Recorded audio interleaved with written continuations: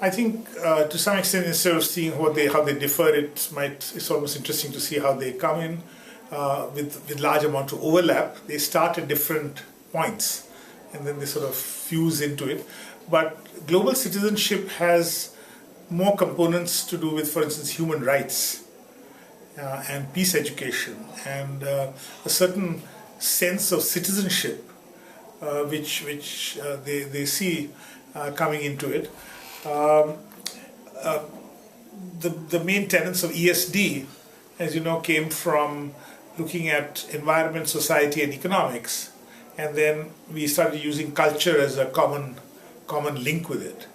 The rights-based education was not as much reflected in this. So while both of them are looking at sustaining a planet,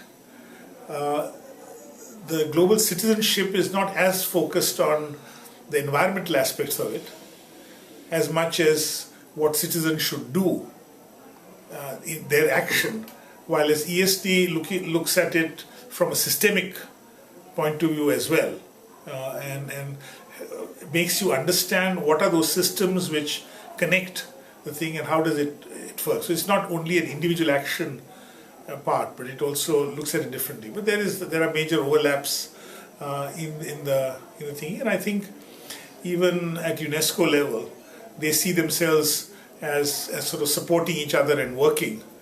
But what's interesting is that because they have different origins, when you go to a global citizenship meeting, you might initially know only 2 or 3 people, and then there's a whole other community. So at the community end of people who come into these, they come from 2 different stocks of people, although they're thinking of similar problems and use slightly different language.